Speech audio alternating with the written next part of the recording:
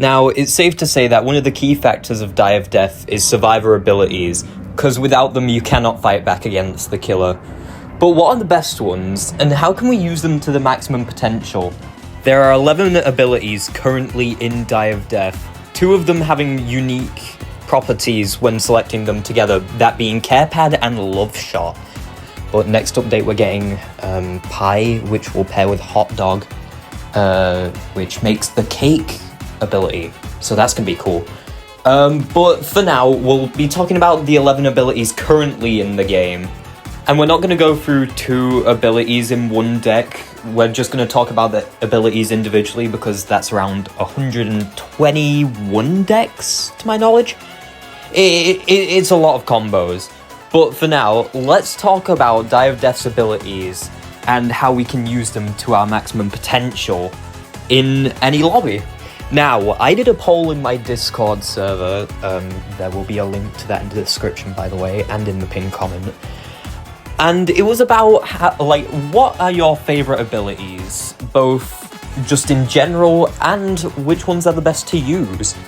And we're going to go in order from that, from favourited to least favourited. This list starts with the 2 stunning abilities, but we'll go in order from them. So we'll start off with Punch, which got 17% of the votes from people. Punch is obviously an incredible stunning ability, stunning for longer than Revolver, but has the downside of it being short range.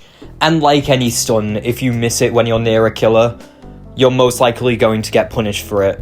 This obviously isn't a bad thing, but your health is going to get drained and you'll definitely be at a disadvantage if you use this and you miss, which of course isn't great for Punch users, but the thing is, 3 seconds stun time isn't anything to scoff at. It can help civilians escape chase, and if you use it on yourself, then you can gain extra stamina from running away, and then you can finally restart that chase and hopefully get an advantage from it.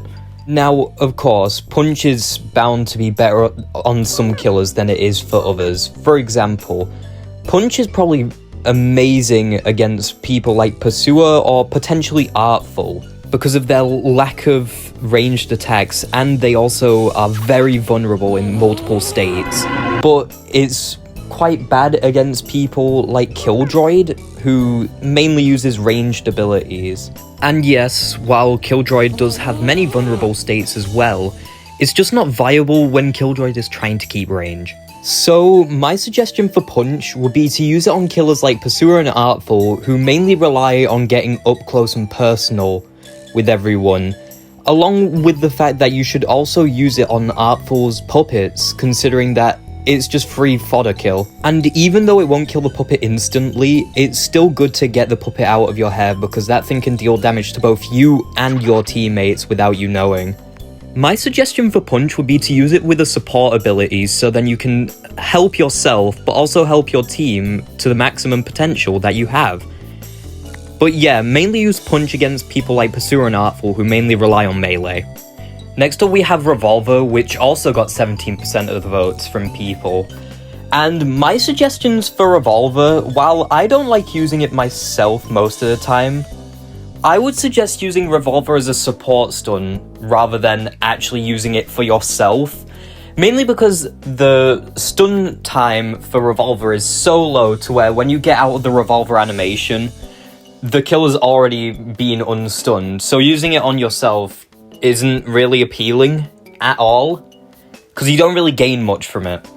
Therefore, when you use this stun, you should use it when other people are in a chase to help them out rather than yourself, so then they can gain some extra stamina from after running, so then they can extend their chase and keep it going until the round ends. I would say that you should use Punch with Revolver, so then you have yourself as stun or another stun to help other people out, just in case that either you're in trouble or someone else is in trouble, so then you can help them out.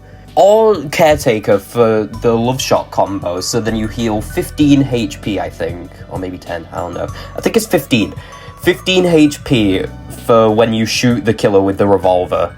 Revolver, in my opinion, isn't very reliable when used for yourself, but is very reliable for people who need it during chase, because it can interrupt the killer's chase, and it means that the survivor can regenerate stamina, or the civilian, not the survivor.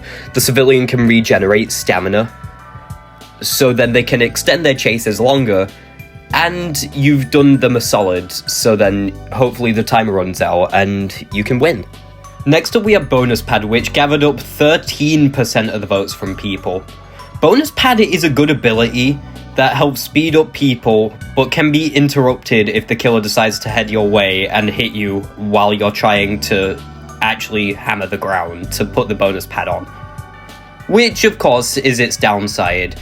But its upsides more or less cover for its downsides, considering that you get a bonus in speed for, I think, 2 seconds whenever you hit the pad, which can extend your looping spots, and is just generally great for survivability. You can use it to counter Artful's music boxes as well.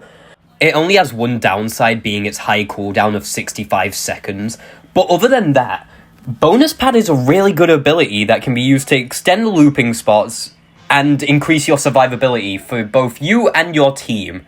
You could obviously pair Bonus Pad up with a stunning ability, being Punch and Revolver.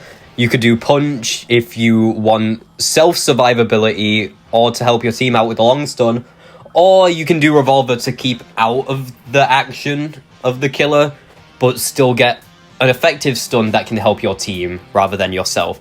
Or you could pair this, Bonus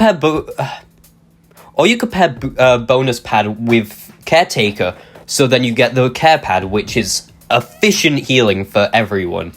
And it also makes it so that you yourself will have a reliable healing source if you're not in chase. Another ability I would suggest is actually Adrenaline. Now, Adrenaline next update is getting a rework from what I've seen, and this video will probably release a day before the update comes out. But Adrenaline can be used to gain really high speeds when hitting on Bonus Pad. So if you pick Adrenaline with it, you can basically just zoom across the whole map in seconds, which is obviously really good, because while I don't like Adrenaline, I can see the appeal of instantly getting away from the killer. Next up we have Caretaker and Cloak, which got 9% of the votes each. Well, in my opinion, we'll go in order from... We'll go in alphabetical order, starting off with Caretaker. Caretaker's an amazing support ability, being 10 health instantly and then 10 health overheal over the span of 10 seconds. This is obviously the best heal and the most efficient heal in-game to use on other people, because, well, 20 HP is really good, especially for people who can't defend themselves and obviously need the extra health. This would usually classify to anyone in the support category. Obviously, the only exception to this is probably Care Pad, which I think can heal 60 HP, as long as you're on it the whole time. Now, with a support ability like Caretaker, you'll want something to defend yourself. Something like Punch would definitely be the play for Caretaker, considering that you're flimsy, you're fragile, so you need something that can help defend yourself. Block is also a decent option for a self-heal. If you can get free damage, something like Killdroid's Flight, or maybe even Pursuer's Cleave, so then you can get an extra sprint forward. I'd recommend taking Block if you know how to predict. Lastly, if you want to go full support, you should probably take Bonus Pad Caretaker, which will create Care Pad, which means that you can be the ultimate healing machine. This will probably get you targeted by the killer though, so beware. Next we have Cloak, which also gathered up 9% of the votes. Now, Cloak is a very survivalist ability, which is usually just used to either escape a chase or remove your highlight if the killer highlights you during, like, LMS or something. Now, I personally don't really like using Cloak due to the fact that if you get hit out of Cloak, it's basically a free 60 damage for every killer except Killdroid, which will most likely only get 50 or maybe even 25 damage on you. I think Cloak is severely lacking in some departments, but is better in others. For example, Cloak is really good for Evil Scary due to the fact that whenever you use Cloak, Evil Scary cannot detect you, meaning that you can escape. Another use for Cloak is also against Artful's walls. Artful's walls can be cloaked through and also open passageways for people that can't escape, which is a pretty good support use, if anything. But I don't really have anything to say about this one besides you probably shouldn't pick it up. It's good in LMS sometimes, but it doesn't really have that much beneficial use as a survivalist ability, especially because it drains stamina really fast, and the end lag on it is horrible. If you're picking this ability, you may as well go full survivalist if you have the option to. So pick either Adrenaline, Hot Dog, or Dash. Either one of those would probably work for your survivalist loadout. If you want to help the team, go Caretaker, probably. There isn't really much I can say about Cloak besides it's just an ability that makes you invisible with heavy drawbacks if you get found. Next up, we have 3 abilities that gained 8% of the votes, being Adrenaline, Block, and Hot Dog. We'll go in alphabetical order for these once again. First up, we have Adrenaline, which I can't fairly dictate anymore, considering that in the next Eye of Death update, it's going to be a support move from the task list, which I'm going to assume will help speed up allies. I don't know how it's going to work, but Adrenaline will be a support move next update, according to my knowledge. But current Adrenaline, as it stands, isn't reliable to pick, and I would just suggest entirely avoiding it if you, have it. But if you are forced to choose it, for example, if you have it in all 3 of your decks, you should probably look out for Adrenaline and Cloak or Dash. If you're gonna go for a survivor's ability like Adrenaline, you should probably also pick another survivalist ability. If not, just go for a safe and reliable Punch, just so then you can keep the killer away from you or other people if needed. Like, maybe you could also do it like a hit and run. Punch and then Adrenaline out of there. But I just wouldn't suggest picking Adrenaline at all. It's a really bad ability, and I don't know why 4 people voted this. Why? What was your reasoning? Please. Next up, we have Block, and Block can be an absolute unit in any moveset. You can use this with anything, and it'll work out. Simple.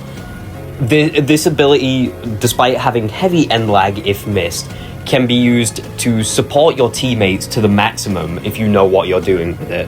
Body blocking to make sure your teammates don't get hit and slow down the killer after you actually body block can be game winning in some cases. Being able to slow down the killer, even for a brief second, can help just extend the chase just for a little longer, which can help both with your own survivability and teammate survivability. Plus, getting an extra 10 health from blocking is always nice. My suggestions for abilities to use this with would personally be Caretaker, considering that it's a reliable self-heal if you know how to use it correctly. So Caretaker Block can just really help you if you're struggling with health as a Caretaker, considering that if there's no other Caretakers, you're on your own, you cannot heal. That's it. Unless you have, of course, Hot Dog, but I obviously have really bad opinions on Hot Dog, which I'm going to share literally as the next ability. However, Block can also be used for a punch loadout to create something like Guest 1337, where you could, go all in to protect your team. Be the protector. But yeah, Block is just an amazing ability that can be used anywhere for assistance. Next up, we have Hot Dog, and why did people vote this? I genuinely, why did people vote Hot Dog? This ability sucks. Okay. The only time I would suggest using Hot Dog is for body blocking with Block. Adding on to Block's, good synergies, I'd add Hot Dog onto it. Mainly because you can become the ultimate body blocker, heal up any damage dealt towards you if you end up failing a block, but failing a block means that you're also most likely helping your team out a lot if the killer decides to go after you. But in terms of Hot Dog, the only time I find it like viable is against Kill Droid, and that is if you have block. Other than that, just don't use it. It's not worth it at all. Like, sacrificing stamina for some extra HP and 5 max HP is not worth it. Because you'll eventually die. You don't have enough stamina to outlast the killer. So why would it be worth it to use Hot Dog? This ability isn't bad by any means, but it should be avoided most of the time. It's not reliable in any way whatsoever. It is a train wreck of an ability. I hope they rework this next update. Next up, we have the abilities that gain the least amount of votes, being Banana Peel, Dash, and Taunt. Once again, we're going in alphabetical order, so we'll start with Banana Peel. Banana Peel is actually a very good ability and can be used to actually help extend chases in a way. It can be used to block off entrances to certain places that might be skinnier than other places. So the killer either has to consider shift locking to try and squeeze through the narrow gap, or they have to just tank the banana and lose distance either way. Either way, it ends as a loss for the killer in terms of time in chase and stamina overall. So this ability doesn't really pair well with anything. It should just be used as itself. Although two abilities that I would recommend with this are Taunt and Punch. Punch is amazing for this because after the killer slips over on the banana peel, you can run up to them, punch them in the face, and get a free 3-second stun on top of the already slipping on the banana peel. And as for Taunt, once again, it's the same opportunity as Punch. They slip, you taunt them, they get something annoying on their screen, plus you get a shield ensuring that you don't get hit as soon as the killer stands up. So those are definitely my two you should definitely, pick up abilities with Banana Peel. Oh, and use this ability against Artful because, well, it'll be worth it if you do. It's really easy to win Showtime, realistically. But, in terms of Showtime, you should definitely pick Banana Peel. It means that the Artful's probably going to go after you more, but that doesn't matter when you have the chance of getting to Showtime and basically just pushing back the killer consistently to where you're always practically going to win if you have good aim. Next up we have Dash, and I was really surprised to see Dash getting really few votes. Dash is my personal favourite ability, and it can be used to dash forward in exchange for 40 stamina. Now, of course, this can be used to extend chases by a little bit if you run out of stamina. If you run out of stamina and you dash forward, you have an easy chase extender, which can help, but you can also use this ability on ledges, so then when killers are chasing you and you dash off a high ledge which would normally ragdoll you, you'll go flying forward, ragdolled, instead of normally ragdolling in a normal position, which would get the killer a free hit on you. Which is, of course, always nice to have. Which is why I think Dash is really good, because it can be used to extend your chases if you know how to use it. But that does mean that it doesn't really pair with anything due to the fact that it's a survivalist ability. But my recommendations for Dash would just be a support ability, something like Bonus Pad or Caretaker, realistically. Those two are the main support abilities that you want in a team game. So I would recommend going for Bonus Pad or Caretaker when you pick Dash. And as much as I hate to say it, Hot Dog might be a decent option for Dash as well. If you're using Hot Dog frequently because you're getting hit constantly, you need the extra stamina push with Dash for Hot Dog. So it pairs pretty decently with Hot Dog.